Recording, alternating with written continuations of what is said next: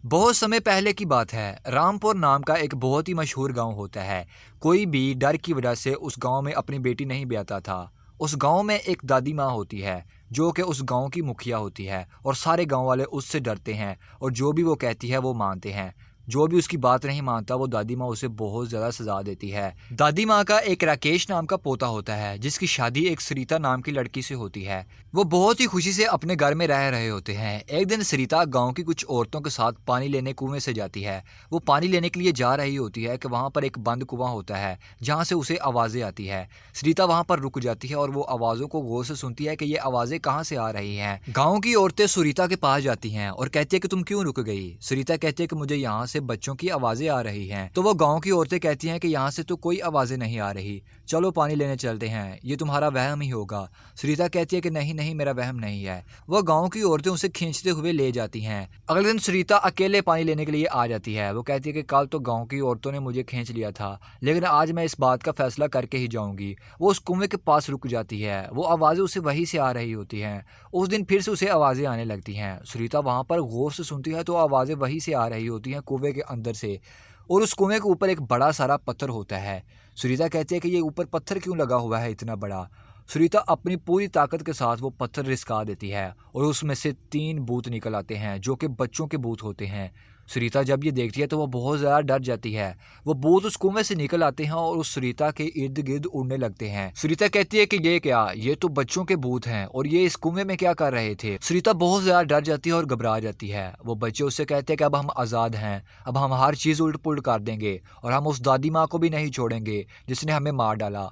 सरिता कहती है कि तुम ये कैसी बातें कर रही हो। वो बच्चे वहां से उड़कर चले जाते हैं। सरिता भी घर आ जाती है और वो अपने पति को सारी बात बताती है। उसका पति राकेश कहता है कि ये कोई बात नहीं है, ये तुम्हारा वहम है, चुप कर जाओ तुम। उसका पति राकेश उसे चुप करा देता है और उसे वो सारी बात नहीं बताता, बल्कि उसकी बात को वो नजरअंदाज कर देता है। जब उसका पति उसकी बात नजरअंदाज कर देता है तो वो अपनी दादी सास के पास जाती है और उसको जाकर वो सारी बात बताती है, लेकिन उसकी दादी सास भी उसकी बात नजरअंदाज कर देती है। उसे कोई समझ नहीं आता कि ये मेरी बात को नजरअंदाज क्यों कर रहे हैं।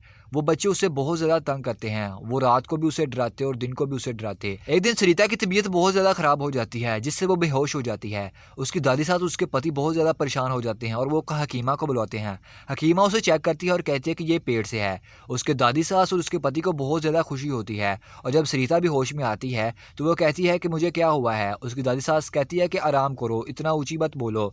सरिता कहती है कि मुझे हुआ क्या है। सरिता की दादी सास उसे बताती है कि तुम माँ बनने वाली हो, तुम पेट से हो। सरिता को बहुत ज्यादा खुशी होती है कि मैं पेट से हूँ और उसी वक्त सरिता उन भूत बच्चों के बारे में बात करती है तो उसकी दादी सास उससे कहती है कि तुम आज के बाद इनके बारे में बात नहीं करोगी और अपना ध्यान रखो, तुम अब पेट से हो, अपने बच्चों का ख्याल रखो। सरिता उस बात को भूल जाती है, लेकिन वो एक रात को सो रही होती है कि अचानक से उसकी आंख खुल जाती है और बाद में उसे नींद नहीं आती। वो एक खिड़की के पास जाकर रुक जाती है और वहां पर वो चुड़ैल बच्चे आ जाते हैं और वो इधर उधर उड़कर उसे डराने लगते हैं और कहते हैं कि हम तेरी दादी सास को नहीं छोड़ेंगे, अब तो तेरे भी बच्चे होने वाले हैं, हम उनको भी अपने साथ ले जाएंगे।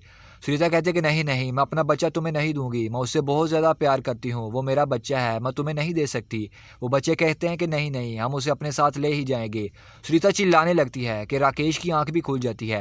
राकेश सरिता के पास आ जाता है। सरिता राकेश को सारी बात बताती है कि वो बच्चे यहाँ पर फिर से आए थे, वो मेरे बच्चे को साथ ले जाना चाहते हैं। राकेश अपनी दादी को जाकर सारी बात बताता है कि वो बच्चे आते हैं और सरिता को रोज डराते हैं, क्यों ना हम सरिता को सच बता ही दे, आखिरकार तो उसे सच पता चल ही जाना है। राकेश की दादी कहते हैं कि नहीं नहीं, हम सरिता को नहीं बता सकते। उधर सरिता कहती है कि मैं इनको अपना बच्चा नहीं दूंगी, मैं ये सच पता लगाकर ही छोड़ूंगी कि आखिर ये माजरा है क्या और ये बच्चे यहाँ पर मुझे तंग करने के लिए क्यों आते हैं। उधर 9 महीने हो जाते हैं और सरिता के यहाँ 2 इकट्ठे जुड़वा बच्चे जन्म लेते हैं। एक बच्चा होता है और एक बच्ची होती है। सरिता उनको देखकर बहुत ही ज़्यादा खुश होती है और उनके साथ बहुत ज़्यादा खेलती है। और एक दिन सरिता उनके साथ खेल रही होती है और खेलते खेलते वो आराम करने लगती है कि वहाँ पर वो 3 चुड़ैल बच्चे आ जाते हैं और वो इधर उधर उड़ने लगते हैं और सरिता से कहते हैं तुम्हारे इन दोनों बच्चों में से एक को तो हम ले ही जाएंगे। सरिता कहती है कि नहीं नहीं, मैं किसी को नहीं ले जाने दूंगी, और तुम कौन लोग हो, तुम मेरे साथ ऐसी बातें क्यों करते हो, तुम मेरे बच्चे को क्यों ले जाना चाहते हो। वो बच्चे उससे कहते हैं कि तुम्हारी दादी सास ने हमें मारा था, हम भी तुम्हारे एक बच्चे को ले जाएंगे, और हम ना ले जाएंगे तो तुम्हारी दादी सास ने तो तुम्हारे एक बच्चे को ले ही जाना है और कुएं में फेंक देना है। सुनीता उनसे सारी बात पता करती है तो वो उसे सारी बात बता देते हैं कि तुम्हारी दादी सास ने ये कानून निकाला था कि जिसके यहाँ भी बच्ची हो वो उसको कुएं में फेंक देते थे, जिससे उसकी मौत हो जाती थी, और हम भी उस कुएं में ही मरे हैं। सुनीता उनसे कहती है कि मैं तुम्हें इंसाफ दिलवाऊंगी। अगले दिन सुनीता की दादी सास उसकी बच्ची को लेकर कुएं में फेंकने के लिए जाती है। वहाँ पर सुनीता पहले से ही अपने बाप के साथ खड़ी होती है। उसका बाप एक पुलिस कमिश्नर होता है। उसकी दादी सास जब वहाँ पर पहुंचती है तो वहाँ पर सुनीता पहले से ही मौजूद होती है, और वो वहाँ पर सुनीता को देखती है। वो कहती है, सुनीता तुम यहाँ पर और तुम्हारा बाप पुलिस कमिश्नर है? सुनीता कहती है, हाँ हाँ, मैं ऐसे ही नहीं तुम्हारे घर आई थी, मैं एक पुलिस कमिश्नर की बेटी हूँ और मैं तुम्हारा सच सबके सामने लाना चाहती थी और मुझे सबूत नहीं मिल रहे थे, तो आज मुझे सबूत भी मिल गया और मैंने सबके सामने तेरा सच भी ले आया। तो सुनीता अपनी दादी सास को गिरफ्तार करवा देती है और उसे सजा दिलवाती है। और वो जब कुएं को देखते हैं तो वहाँ पर उन 3 बच्चों की लाश होती है जिसको वो बाहर निकालते हैं। और जब वो वहाँ पर देखते हैं तो वहाँ पर वो बहुत बच्चे भी आ जाते हैं, और वो कहते हैं कि दादी माँ ने ही हमें मारा है और इसने ये गलत कानून निकाला था कि जिसके यहाँ भी बच्ची हो वो उसे कुएं में डाल देते थे, और जिसकी वजह से हम मर गए। और वो गाँव वाले अब बच्चियों को कुएं में भी नहीं डालते थे, और सारे गाँव वाले बहुत ही ज़्यादा खुशी से रहते थे। और सुनीता की दादी सास को उसका बाप गिरफ्तार करके ले जाता है।